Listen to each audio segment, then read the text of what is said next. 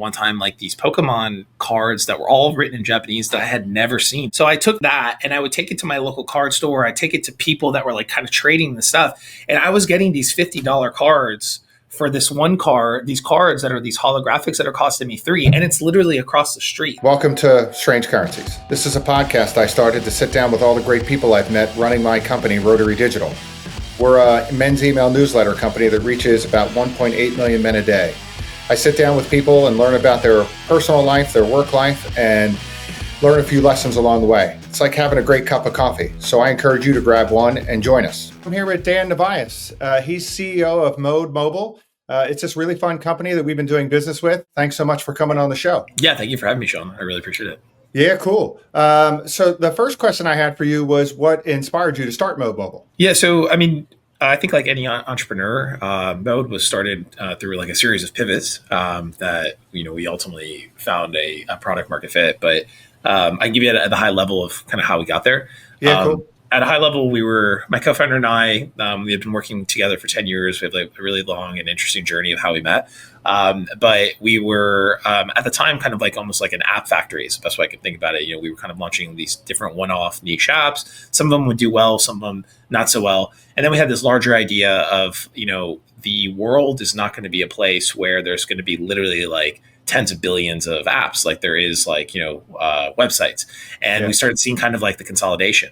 And so what we did is we went to go like do a streaming music platform at the time. And that's why there's a big streaming music component of our EarnPhone and EarnOS, where people were essentially using it and they were streaming this music and they could basically use all the different platforms. What we found is that that was a really hard business to actually make work. Services like SoundCloud and whomever would probably they would cease your API access randomly, and then your business was very vulnerable. So it actually wasn't a great business. But we had this one cohort of user that was like using it, and honestly, the users didn't even want it really either. But we had this one type of user that was using it, and we kept asking them like, why? Why are you using the service? And what we found is like they didn't want to pay for music subscriptions.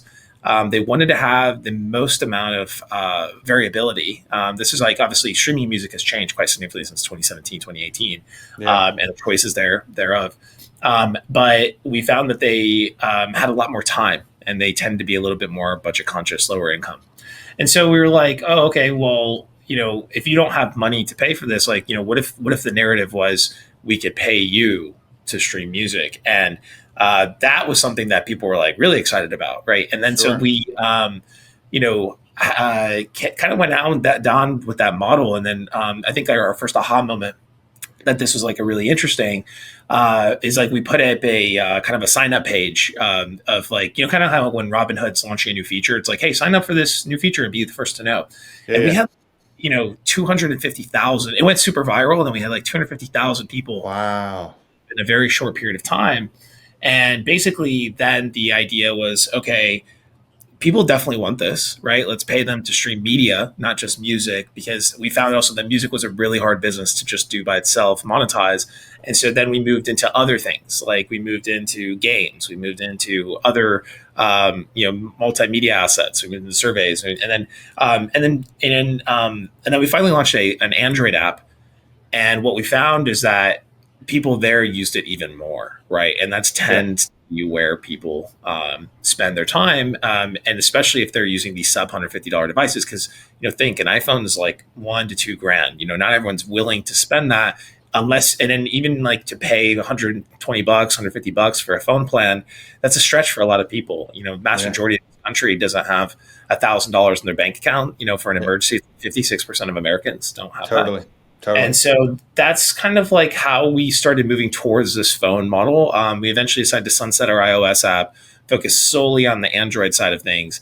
And then the more features that we started doing, like the more I started thinking to myself, what we're really doing is building kind of like an OS. Like, we're building like what we call like an EarnOS, where it's like taking any activity that you do on the phone and then creating rewards and creating, opportunity to reward people's attention and data.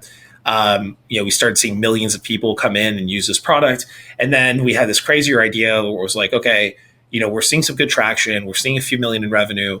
What if we launched a phone? it was actually a pretty big jump. A lot of a lot of my team was like, let's definitely not do that. And so, and I was like, Yeah. I was like, well, I think there's a really, thrifty way for us to do it, and then so I flew to Hong Kong, because Shenzhen's right by there. And at the time I didn't have a Chinese visa. So I had them come to Hong Kong, but then I got caught in the protests. It was like this whole thing. Oh, wow. And Oh my God. Yeah, it was like this it was right the year before COVID. It was pretty insane.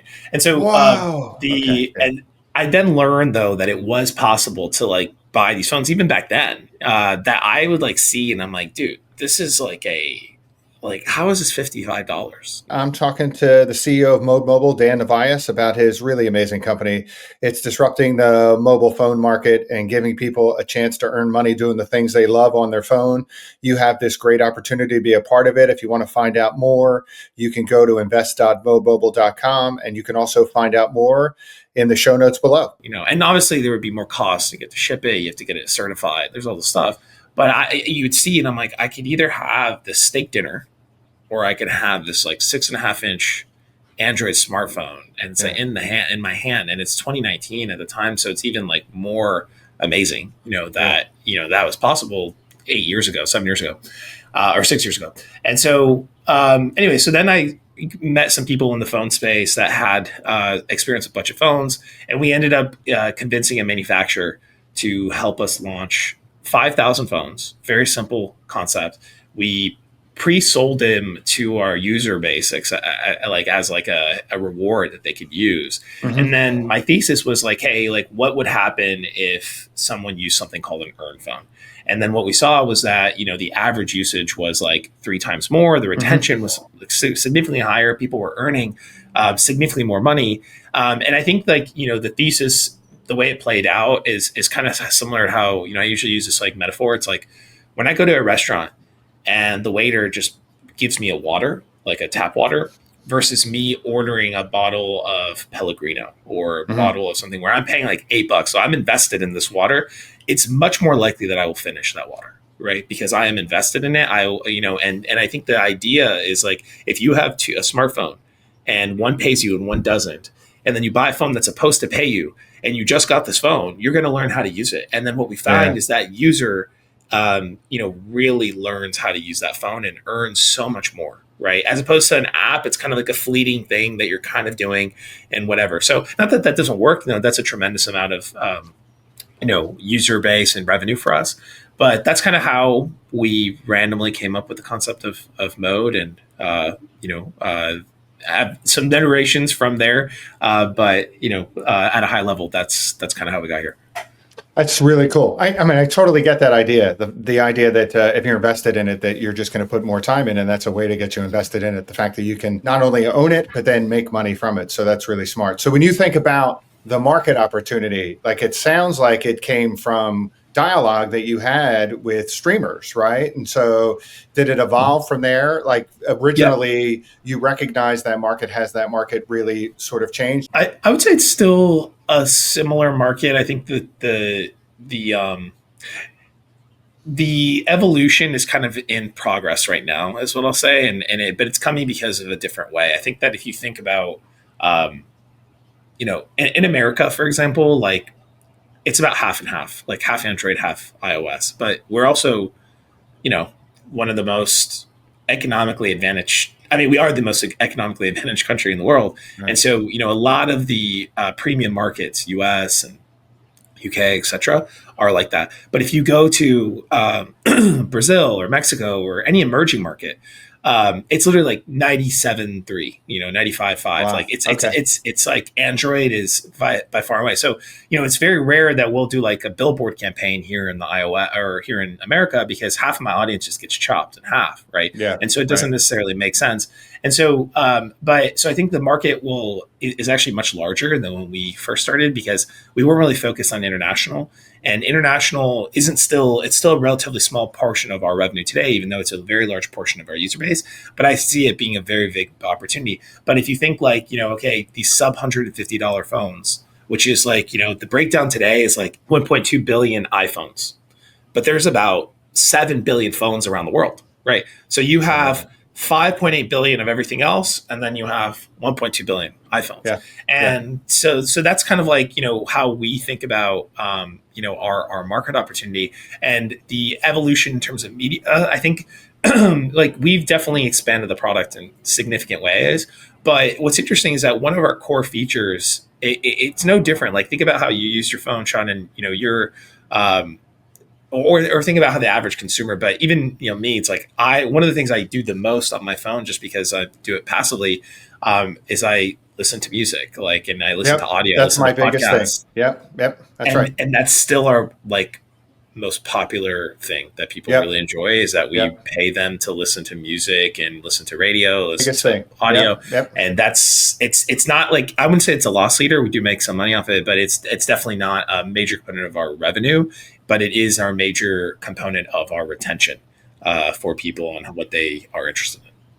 It's such a great position. But just to me, if you said you were going to pay me to listen to music, that's what I do all day. I mean, it's Yeah. on constantly. So that's really smart. Do you have any examples of along the way here, whether launching the phone or through just the kind of first part of kind of turning this into a sort of larger business, any kind of failures or successes that come to Yeah. mind? Yeah, sure. So Love to hear them. many. Yeah, So yeah, many. yeah.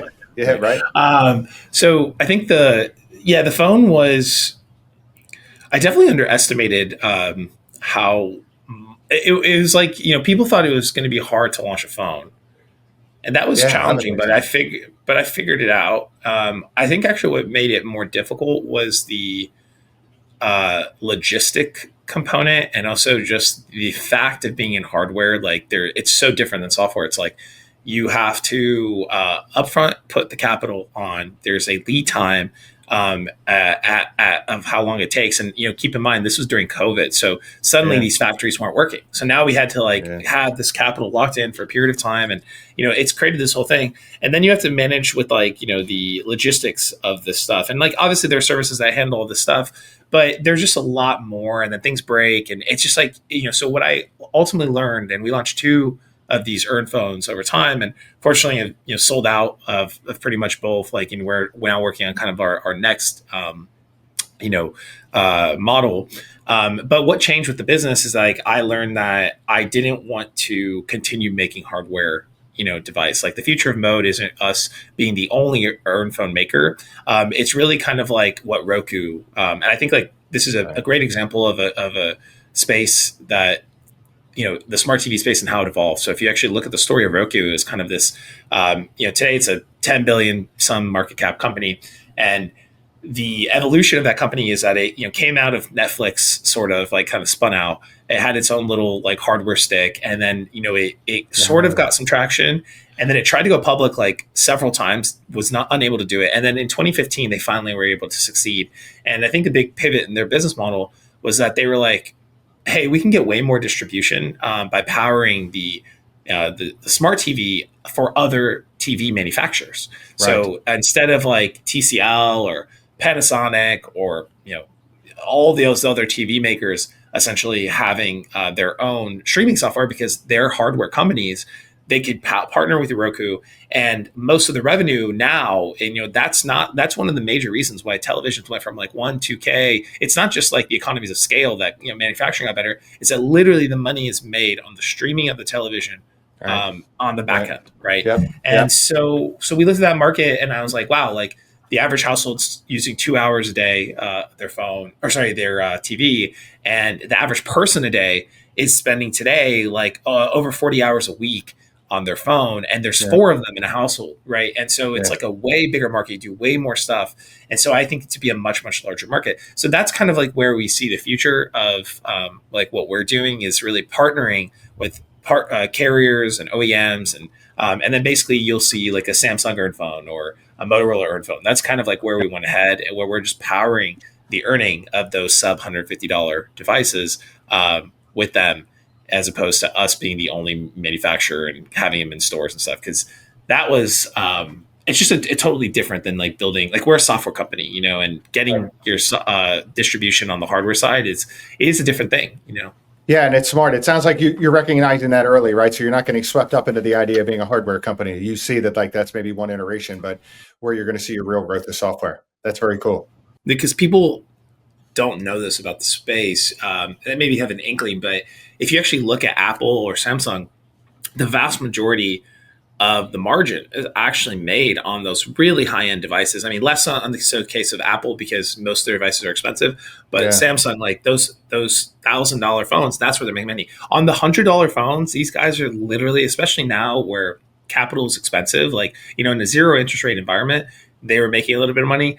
But with today's cost of capital, we're talking about literally on a $150 device, these guys are making like 1%.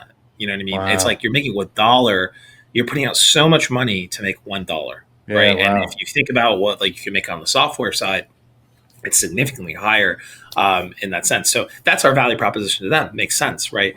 So I think that that's also why we don't want to be in the hardware business. Is that these guys have been doing it for 100 years, Yeah. and we're not going to innovate in the hardware space, in manufacturing of these devices.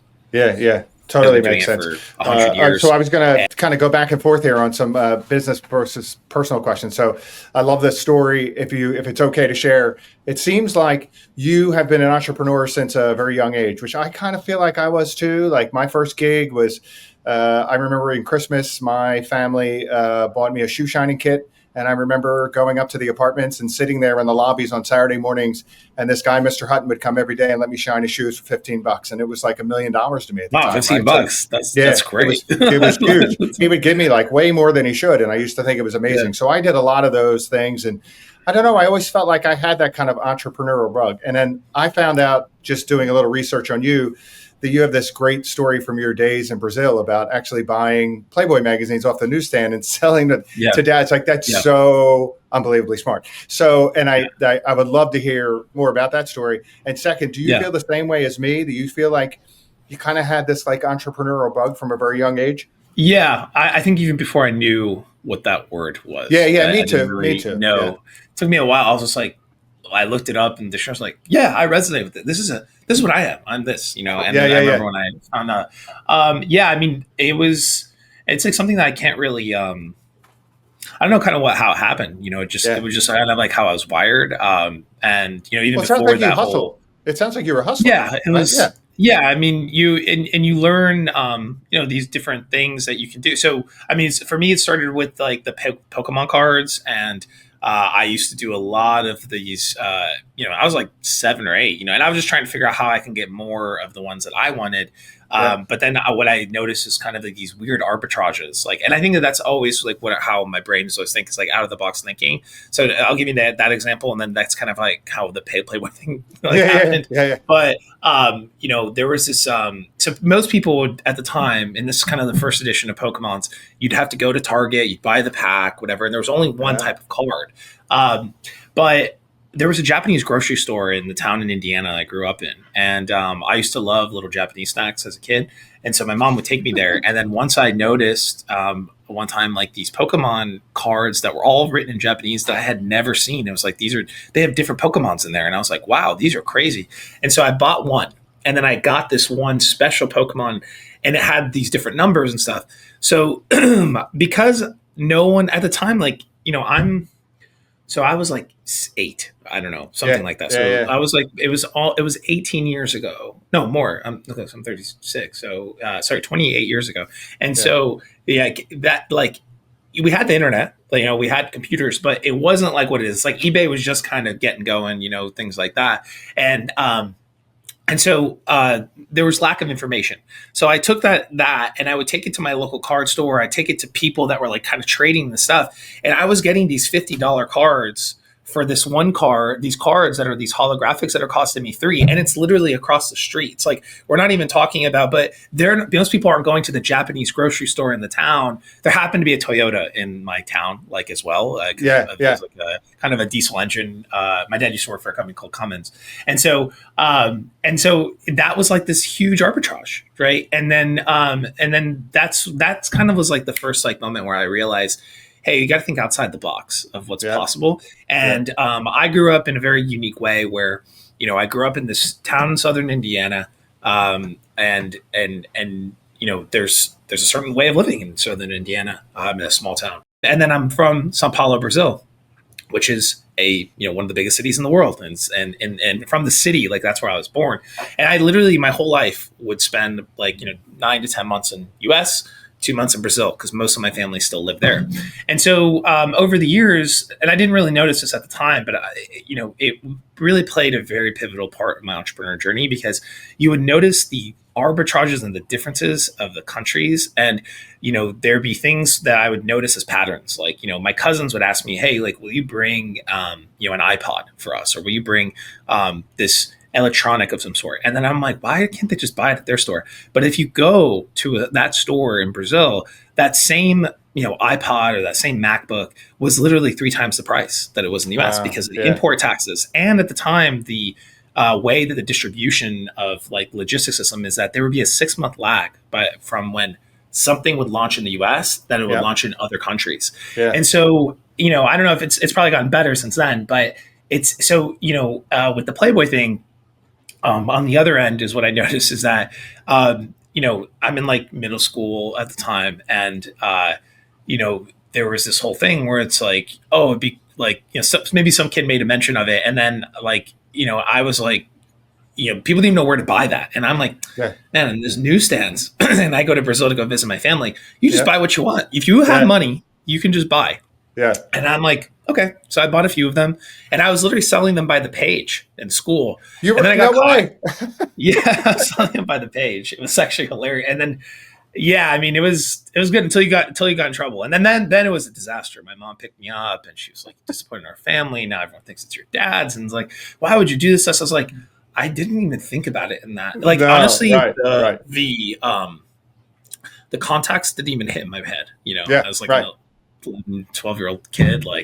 And I was like, okay, I won't, I won't do that anymore. And, had a lot of detentions. Pretty much served the entire rest of my middle school days in detention on that. And then, I think then the next, more, and I would say this is kind of really the true kickoff of my entrepreneurial journey was around the age of 15, where, this was right around the time that people were getting cars, and knew that my dad was not going to be able to kind of get me what I had envisioned for myself. I started working. Well, initially my initial solution was I'm going to go work at Polo, Ralph Lauren. At the time, there was these factory outlets by where I lived, and worked really hard for 2 weeks. And I was like, man, this paycheck's going to be great. And then, I worked so hard, my back hurts, and I'm 16, and I was in good shape.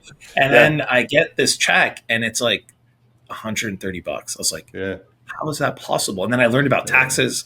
I learned about payroll. I learned about all these things. And I'm like, dude, this is insane. And then this was the icing on the cake. But this was my next aha moment that really changed, I think, the course of my life. It's there's these moments that you walk into, and you came in one way and you left another. And this is one of those for me where, and ironically, it was a bus of people from Japan that came into this town, or into the Polo. And it was a random Sunday.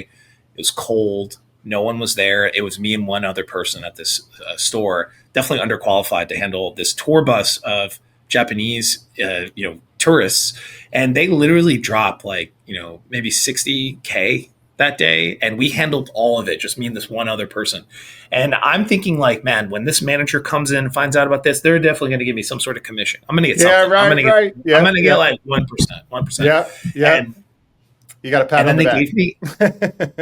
They gave me a $5 Arby's gift card. And I was I was like, I liked Arby's, but I was upset about that. I was like, man, that is ridiculous. You know who I need to be? I need to be Polo. And then I was like, or that's okay. That's not possible. I can't just be Polo. I was like, who I need to be?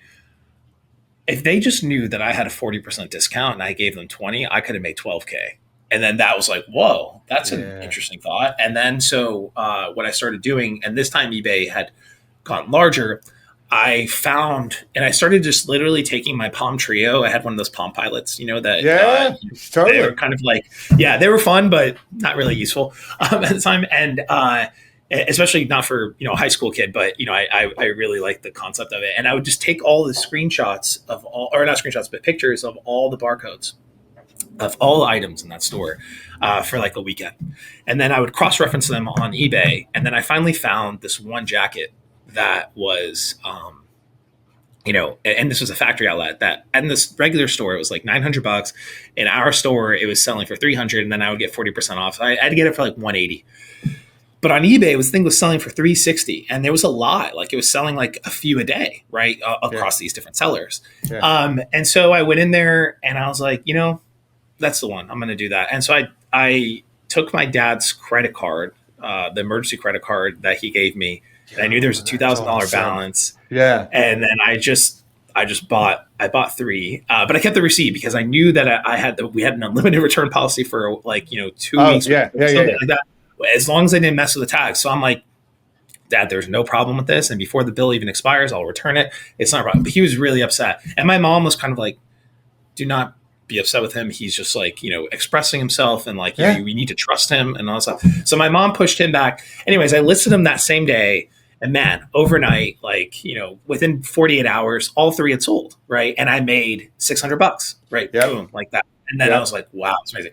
So then I started buying like all of them. And then it started getting to the point where, it started getting awkward. So then I started paying other employees to buy things for me, because the manager was like, why are you buying all these jackets? And I'm like, from my uncles in Brazil. And they're like, it's like 95 degrees in Brazil. It's like, they're not doing that. And so I just kind of kept the job there for maybe 2-3 months longer, because eventually I was trying not to ever work, but I just wanted to keep the discount. Yeah. But I had those people, and then ultimately I made about $30,000 in about 3-4 months. Yeah. Dude. It was honestly, it was like all my startup capital. And so then I was like, okay, but this isn't sustainable to me using my employee discount. You can only go so far with this. And so then I started finding other opportunities, and then it went back to the arbitrage idea, which ultimately what I noticed was a big opportunity was like these smartphones and these electronics here in the US, they come out early, you can sell them overseas, and you can sell them at much higher margins. So what I would do is there's like kind of two components of that. It was kind of one, limited edition products, and two, just kind of really weird use cases of products. So the first was like, when the PS3 would come out, you'd have to wait 30 hours in line. I was the person that would literally hire 10 students, and I pay them $10 an hour. And then we'd wait in Walmart, Circuit City, all the stores. And I would get like 15 to 20 of these, and I would sell them in Brazil. I think I'd spent $1,000 for each PS3. And then I sold them each in Brazil for $4,000. So I made like 30K in 1 month, like boom, like, in that one situation. Yeah. So that's how I was like stacking, funds to run this business. And then the next big opportunity again was going back and looking at the arbitrage of electronics. And I noticed that in the UK, the pound was really, really strong at the time. And so, you could buy a MacBook here that's $1,000, but in UK, it's £1,000. But it was actually cheaper for me to send them in a FedEx box. I then did a deal with a guy that was a DVD distribution guy, and I would pay him $5 per package he'd sent for me. So it was kind of like my own Amazon logistics at the time. And then I would buy those electronics. My mom was like my shipper. I was like paying her to ship like 100 packages a day. Oh, now mom's all in. That's cool. Mom's all in. She was like my first ever employee. Yeah. And then, man, honestly, this whole thing like really scaled. And by the time I was like a freshman in college, we were doing about $2 million a year in revenue. And all bootstrapped, from this, just kind of like finding these interesting opportunities, these interesting arbitrages. And then I set up a warehouse in Australia. I set up a warehouse in Sydney, Australia, another one in UK. And then, the stuff that I was doing here in the US, and continued doing that all the way through college, and got into the digital business, from there, and had, so was a bunch of other stories. I've had a lot of other businesses along the way before Mode and stuff. But that's kind of like, the journey from how I got started. I have so many questions, but I'll keep it to a couple. What's funny is there's a commonality for you, which is that 2 times you had these really good opportunities, and the people were either in the store had no idea they could have done it, like the Polo one, where the store owner knew he could arbitrage the business like this, he could have. And the second was the fact that you figured out how to sell those Pokemon cards to a store across the street. Yeah. Right? So he could have literally walked across the street and done the same thing. other than, because this is like such a fascinating thing to me, I have 3 kids, right? And they all are, well, my Yeah. last one is a Yeah. son who's a Yeah. Yeah. junior in college right now. The other 2 graduated. They all played sports. So we used to say all the time, one of the big reasons that we sent them to college, probably selfishly, was because we wanted to see them play sports, right? Because they were such good athletes. And so as parents, like, that's something that's really big. But Yeah. I would venture to say that I sometimes struggle with the idea of like, how much did they really learn in school that they're applying now into their career? And for you, Yeah. that's like an unbelievable example. You were like a successful entrepreneur by a freshman. So what was the drive for you to go to college, other than if you just wanted to go for 4 years and have fun? But do you feel like when you came out of college, did you feel like, oh, I'm like more equipped now to become an entrepreneur than I was before? Probably not. Honestly, you make a great point. And you gave my number one probably reason is in my senior year I was like, does it make sense for me to go to college, but then I went to go visit college. I went to go visit Indiana. Ended up going to Indiana University. Okay. And it wasn't too far from where I went to school, or I went to to high school. And I had such a fun time, and I was like, wow, like this is such like a cool experience. So then I was intrigued, for that. And then, I tried to be logical about it. I was like, okay, well, I'm not that old. Like, there's probably stuff I need to learn, and then they had a business school, and then I got into business school. I got into business school as an undergrad. As a direct admit, I got a big scholarship. Like, I barely had to pay. I actually almost got paid to go to college. So, and then I was able to still run my business. So I decided to go. That's why I went to that school. But I did get into certain Ivy League schools that I always think about, even to this day, where I'm like, because going to school isn't just about like what you learn in that school from a academic standpoint. It's about the connections and the people. Like, your proximity is your is a very like your progress of, or you're a kind of an outcome of the 5 people you spend the most time with, right? Yeah. And you look at like Mark Zuckerberg as an example, and you see some of the people that he went to school, what they ultimately kind of went to did, or these guys that go to Stanford, like, Evan or whatever. So there's certain kind of circles that these are kind of the best in this nation. And it's not impossible to go to IU or some of these schools and have that. And it's a great, like, I'm super pumped I went to that university. But I think like, those are the one things I always I was thinking about as a kid, and decisions I made. But my business at the time was a really important part of me, and I honestly couldn't.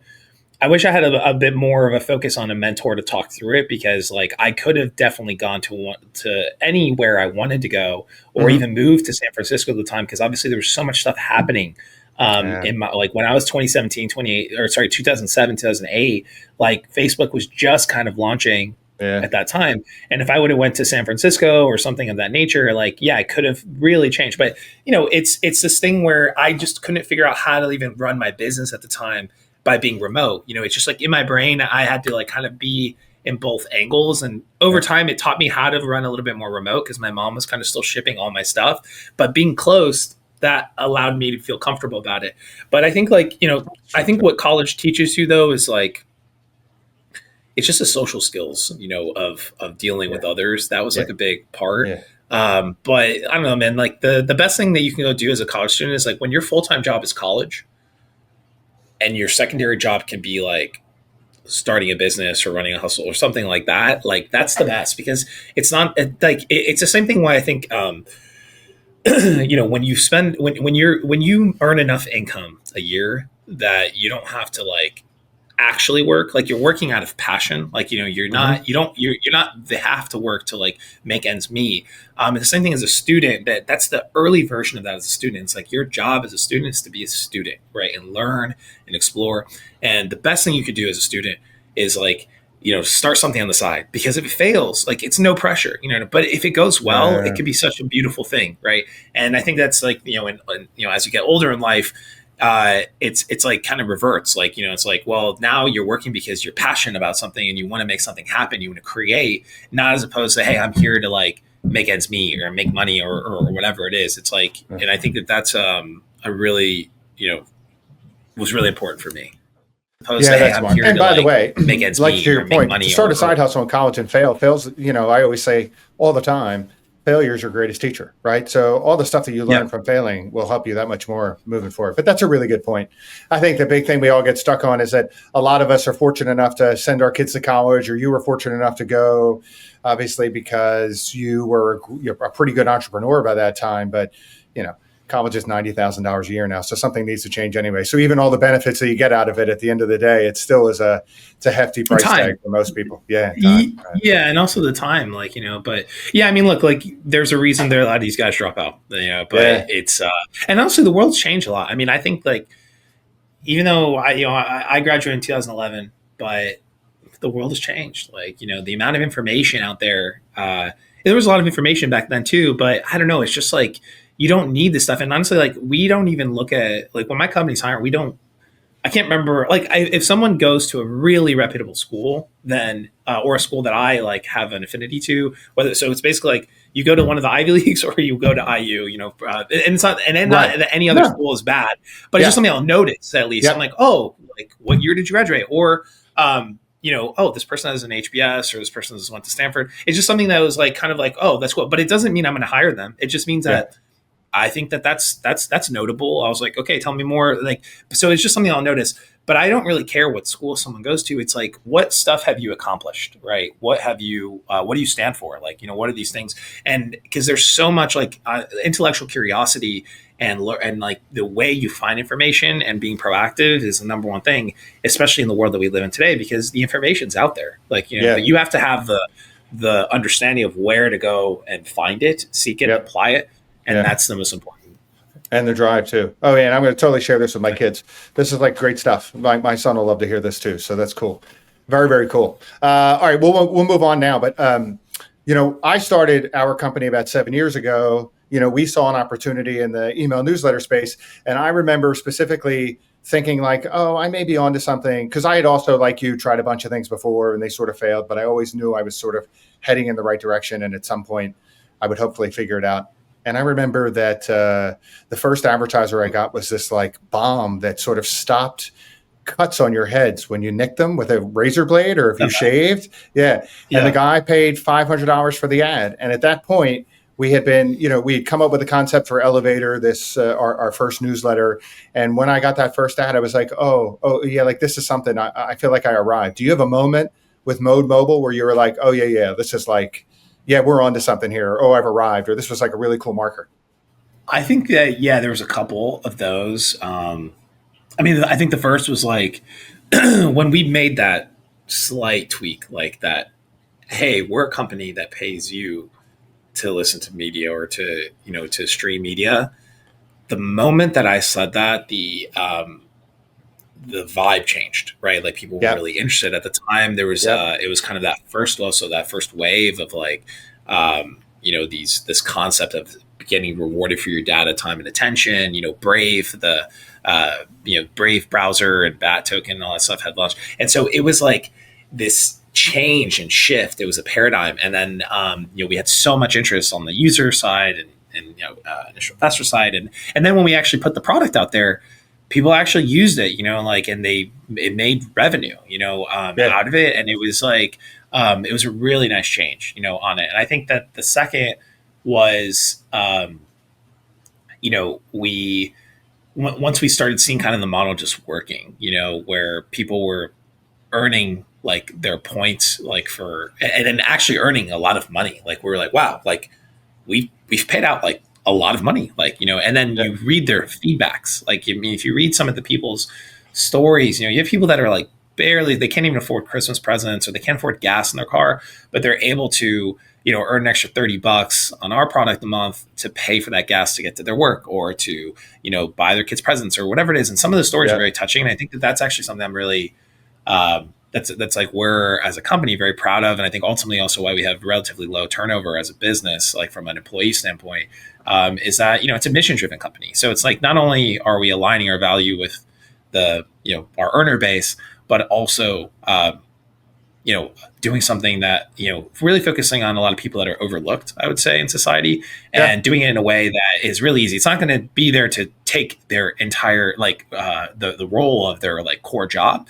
but it's not you don't need to have a car to do you need a car to Uber, you need to have a home to Airbnb, but everyone owns a phone, was essentially. So Yeah, that's right. I think that's kind of was our aha moment of, wow, this is like a much bigger thing. And then the last one was like around the crowdfund was like, when we got into, obviously, like, my whole goal or not my whole goal is like, it's just how I'm wired is like, I always kind of try and think outside the box. Like, look, how is the framework and the OS that everyone is operating on, and how do I do it differently? And what am I, what is it? What can I see that no one else is seeing? And sometimes it's been great. Other times it's not been great because people get very confused, and then it's like there's no pattern recognition, and sometimes go down a path that isn't correct.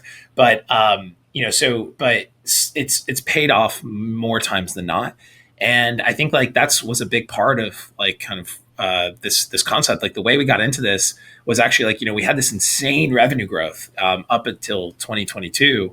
It was just like insane.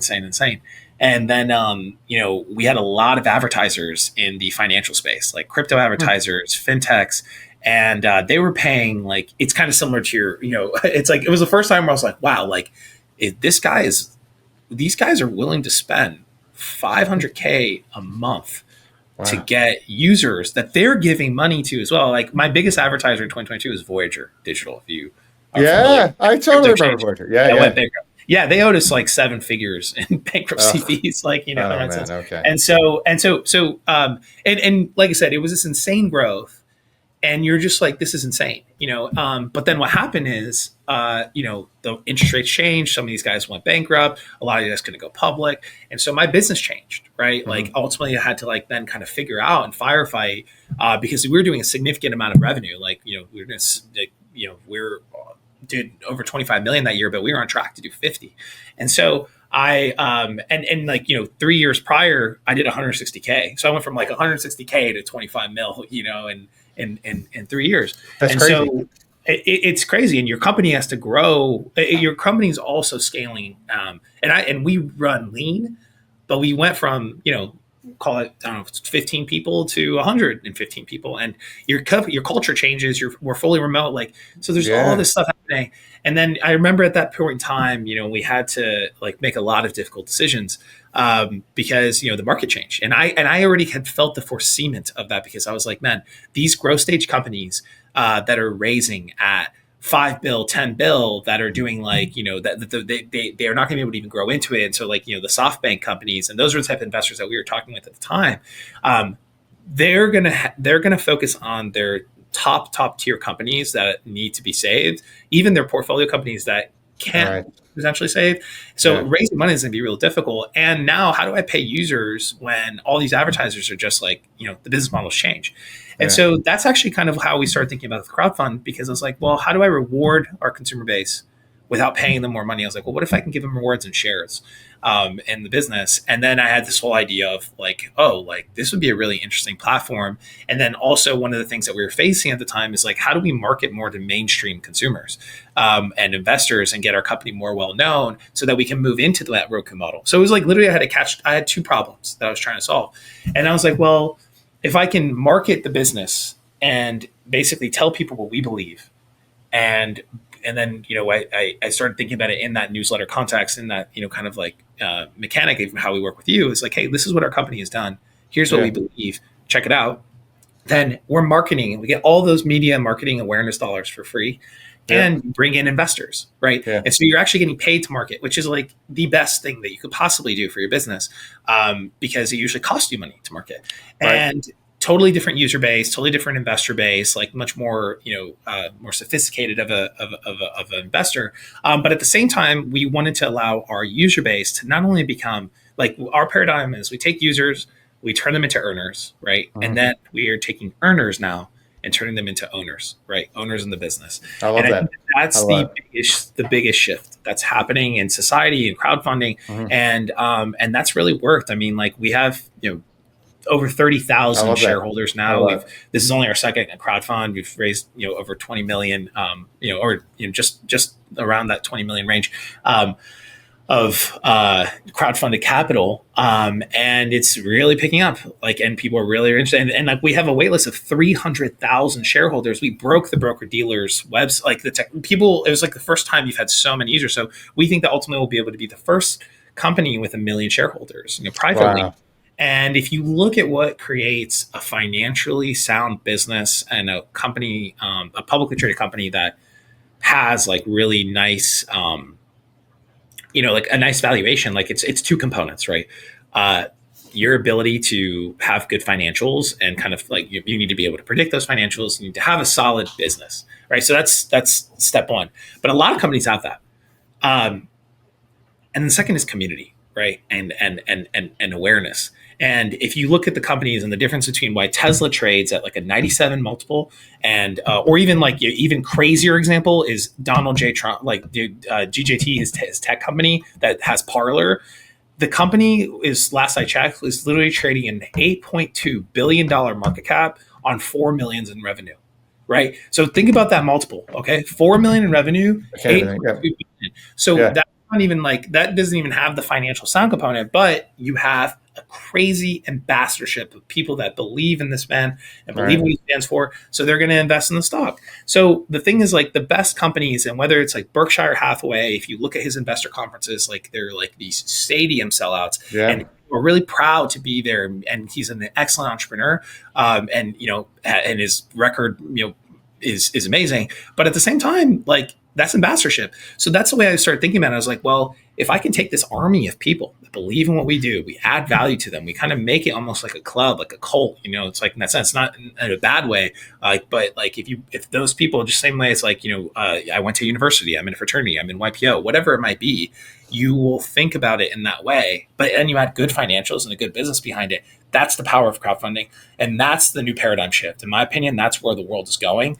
And companies are starting to like awaken to it. Obviously, we got in kind of early, but it came out of a situation where I was in a situation where, I'm not going to go after the traditional investors, like, and allow my company to be prey to kind of like, first, like, small thinking, right? Because, very few people think in the same way that we think, right? So very business. If I was in a different business, if I was in like enterprise software to, do your billings every month, that, do XYZ or HR resources, maybe I wouldn't have gone down this route.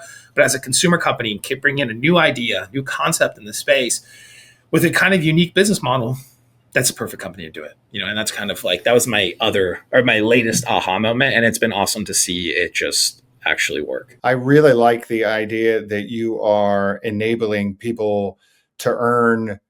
You talk about this side hustle, right? And so for some people like us, a side hustle is more of a business, but for people that are on their phones that can do a side hustle that makes a difference in terms of getting them extra gas for the car, getting them extra groceries, getting them these things that they really need that can make a big difference. Like the idea that you help that sector of people, to me, is super, super interesting. Like it's not philanthropic, right? But it's the idea that like you're really helping people that those people would never come to the idea that they could actually have a side hustle, right? For a lot of them, it's just too hard to even grasp. And now you're giving them that opportunity. I really like that. Yeah, in a way that's like feasible and manageable. It's like, yeah, sure. Like, as an entrepreneur, like, side hustle for me means very different things. But, we actually released this amazing thing that we did this December. It was like, one of the campaigns that we do with our crowdfund was, if you invest over $1,500, you get to have an EarnPhone or donate an EarnPhone to someone in need, right? Or veteran need or family need. And I'm on a board of a charity that, we feed about 1,000 families a week in Ohio, in the tri-state area. And ultimately, this very successful campaign, and you could we gave out 2,000 of these EarnPhones for the holidays. But what was crazy to me is like, people were like kind of shocked at like you're actually, what's a string, like, what's a catch here, like whatever. But then when we explain it, they're like, it's amazing. But there was also, and I didn't know this because I was personally handing out these phones. Like, there was like 1% of people, which is insane, right? But the 1% of people were already users of the product. They were already earners, and they actually like knew. They're like, "Oh, are you Dan?" I was like, "Yes, I'm Dan." I was like, "I get your emails." And I was like, "Oh, amazing!"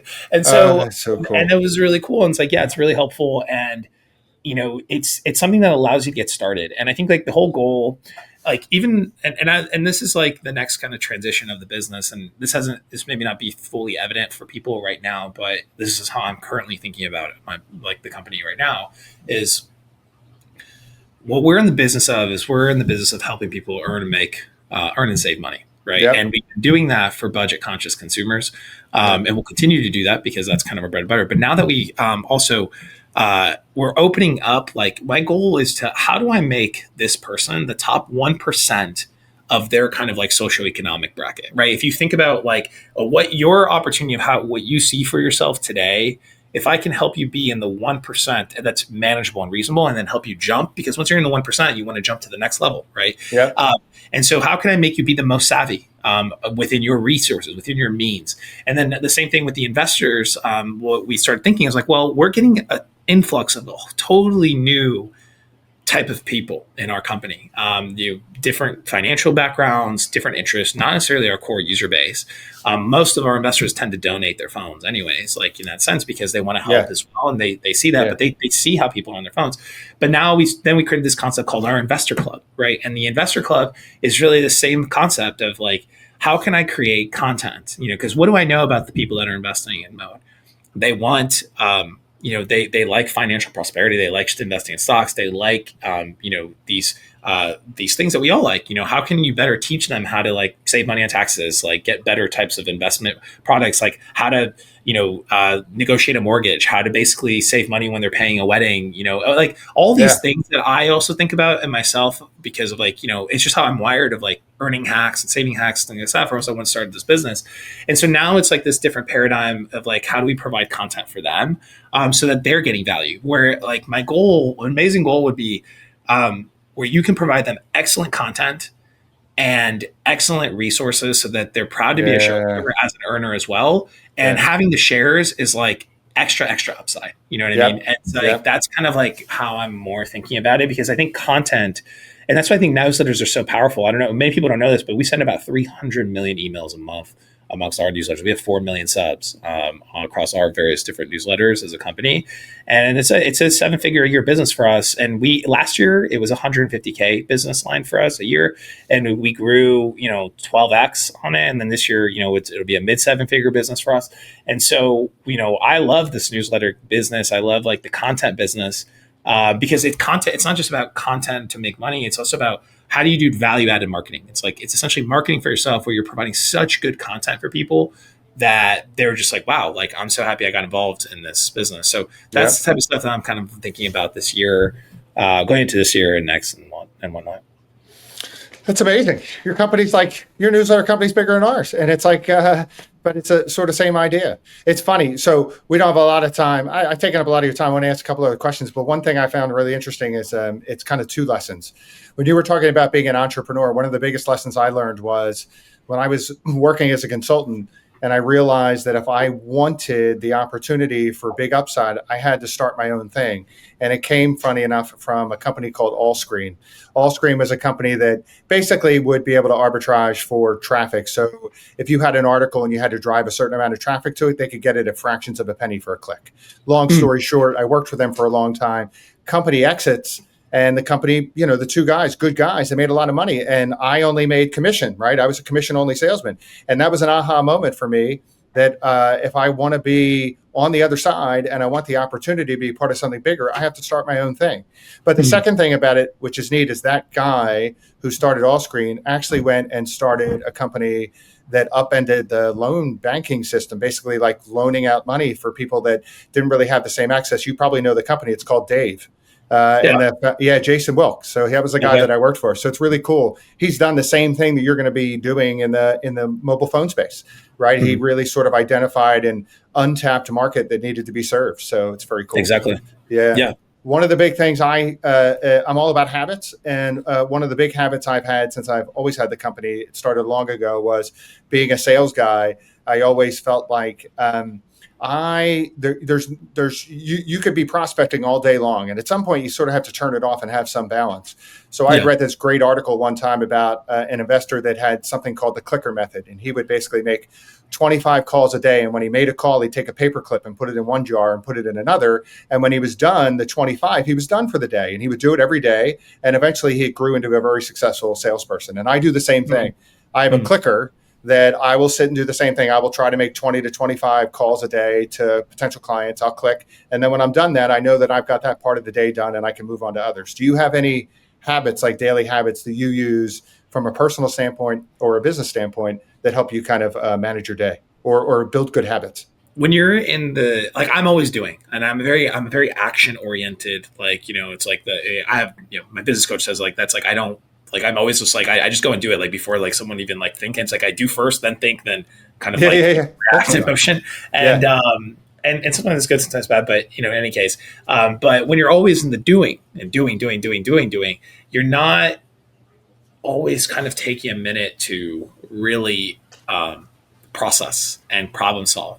And so something I started doing, initially I was only doing this like once every quarter. It was like the first time I started doing it. And then my team would be like, did you do something yesterday? Like, did you go on like a journey or something like that? Because I would come in like a rocket with like, hey, here's how we're going to solve all these problems, whatever. And I would go to the float tank, and I go like like an isolation tank. And I would do that. And then and it was like that, like every couple months I do that, and then I'd come out with these amazing thoughts. It was like so much great stuff. It's like I could visual. I don't know if you ever saw the Queen's Gambit on Netflix, and how she like visualizes the chessboard pieces like when she's laying in bed. I kind of can see that through my problems, like, or things I'm trying to think through, or critical thinking. I can kind of like visualize them actually in the darkness, because all your senses are, you're literally in this tank, you're in salt water, like there's no sound. And it's like once you get past the claustrophobia, you're kind of like all your senses die down, and it's just you in your head, and you could think so clearly, and you could visualize these problems. So then, my wife, my girlfriend at the time, is now my wife, she was like, Dan, why don't you do that every week? I mean, it's like you come here and you're like a rocket ship every time I say. It's like you have so much energy and so many ideas, and you're creative, and this like alchemy about you is like, that's a great idea. I should do that every week. And so that is the one thing I've like really held, that I do. It's one of the moments that I get every week to like really think at a much deeper level than I'm capable of. In any other way. And so I would say that's kind of like a weekly habit, because it allows me to actually align back into what are things that I'm not doing that well in my life today, or that I've stopped doing, in that sense. So I would say that's one that like really sticks and has for, I don't know, 8 years, 9 years. That's a great one. I love it. That's very, very cool. Last question. So then what are some of the resources you use for your personal development? Like, do you have any books that you love, or podcasts, or any other tools that you would sort of share, say, I love these things? Yeah, I mean, I always try and like do podcasts and audiobooks, like while I'm running, while I'm working out. Like basically, if you can knock two things out at once, it's like the best. And I've trained myself to hear it, like listen at like a 2.5, 3x pace, so I can like really crank them out faster. And if I need to re-listen to them again, I'll just do it. So that's kind of like and there's so many to mention. It's hard to see like one thing I will say that I do every year for my personal development. I'm doing it right now. It's like, I'm actually wearing the hat because I just got out of it. It's like, I'm in the Tony Robbins like platinum program. Wow. And the way I'll say it's like, it's not just Tony Robbins, but I've always have one or two business coaches, like, for the last like 6 years. I get them a lot from my executive team members. If they want it, they'll get them a business coach, because it's like, it helps keep that accountability. And it helps you think differently, create different things, because like they've been there, they see other problems with other entrepreneurs, and there's a lot of frameworks built into our business, like whether it's like our weekly kind of like equivalent of our weekly stand-up meeting, and how to set culture in your business, and like how to implement OKRs, and all these various things that I think make a great company and also a great person. And so I'll do a lot of those self-development activities, and I used to try and do one thing a year at least for a week that will really get me out of my comfort zone, like really. And so for me this year, because I'm trying to have a much more balanced year, is I'm doing this platinum program, because it's tied to all facets of my life. But usually I'll do like a course or something that will be kind of radical. So that I can completely shift any types of things that are inhibiting me, or not letting me think in a different way. And that reset's really important, I think, as well, because it allows you to come fresh and you're thinking different perspectives. You treat your team members in a different way, or maybe you had preconceived notions that actually don't actually make sense. Those are stories that you're telling yourself. And so I think that those things, just to get me out of the mix, because then you come at it with a different set of eyes, and that's usually how you solve the best problems. Yeah, that's smart. Yeah, for me, it's, I'm a little ahead of you, but it's painting, right? So I paint every day, and I feel I see you back there. This is great. Thanks. Yeah, so it's fun because it's it's the same as you getting in a float tank, right? It sort of gets you out of your element. It completely takes me away from all my electronics, and I do my best thinking for the next 2 hours, and that's when some of the best ideas come. So that's a thing that I try to do. Where you're doing the float tank every day, I try to paint every day for that specific reason. Not only do I like just trying and getting outside of my comfort zone, but it's a great way to sort of reset your thinking. But I totally agree. So that's awesome.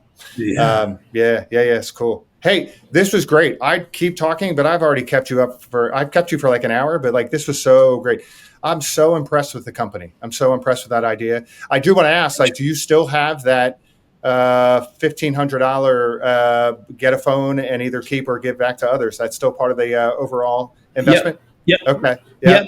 Yeah, it's still part of the offering. And people can check out the that specifically, and also the offering itself at invest.midmobile.com, and they'll kind of talk through it and stuff around how it works. And we'll the raise will. It's basically once we hit the goal, I'm quite confident that we will, just based on kind of the traction that we're seeing, and then so it'll go out through the rest of this year. But it's definitely an exciting time, and we always give investor updates, and we also have some free share programs coming out where people, even if they don't have money to invest, they can get a claim up to $25 in free shares in the business, just by joining our investor club and stuff. And the goal is just to continue building that ambassadorship, and over time, if they choose so, they can become a shareholder. That's amazing. Yeah. Anyway, so thanks so much. This was really great. I loved it. So impressed. So glad to learn more about your company. That we're thrilled to be carrying an ad for you in our newsletters, but to get this kind of insight into not only the company, but how you operate was just super cool. So I really appreciate you taking the time today. Hey, thanks for watching the show. Special shout out to Elijah who helped me put it together. I hope you liked it. If you have any comments or questions, I'd love to hear from you. You can leave a comment in the section below, or you can reach out to me directly. And I hope you'll make it to the next one.